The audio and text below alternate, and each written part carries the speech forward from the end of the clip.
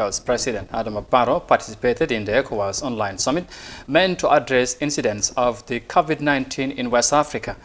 ECOWAS had immediately made available financial support in addition to assistance from international partners for the passage of medical supplies for the fight against COVID-19.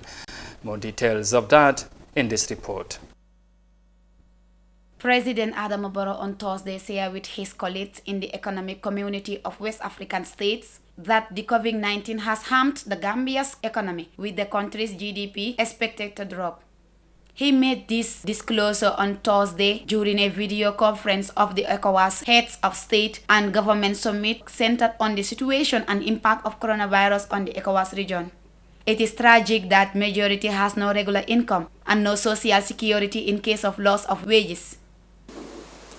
The global lockdown and scaling down of economic activities have already shown adverse effects on our country. Small and medium enterprises have been hammered by the lockdowns, and many workers have either lost their jobs or work on reduced work schedules. The disruption has negatively impacted on supplies, investment, and services, especially in the tourism sector. Remittances have declined, and our GDP is expected to drop from 3.5% to 0.6% if the trend continues. The Gambian leader, together with his cabinet ministers, took part in the ECOWAS online summit, during which he urged for efforts for the protection of employment and income for and declared a pandemic 2020. The Gambian situation and taking measures to prevent the spread of coronavirus in the country.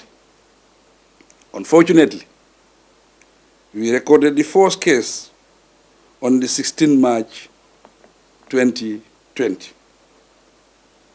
Overall, 332 tests have been conducted.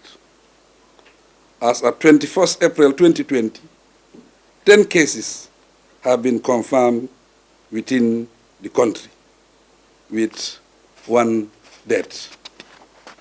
In view of the numerous challenges, Mr. Barrow pledged to revisit policies to address COVID-19, giving health and social protection measures priority. Financially, industrial and trade policies will be reviewed further.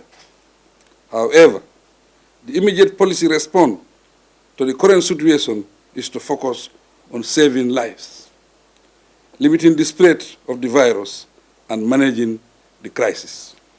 The economic community of West African states had immediately availed financial support in addition to assistance from partners for the purchase of medical supplies and equipment essential for the fight against the pandemic.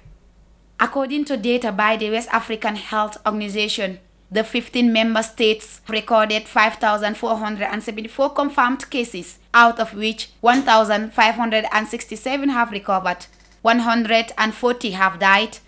As of Monday, 3,767 active cases were reported in the region. Reporting for iAfrica News, I am Aminata Job.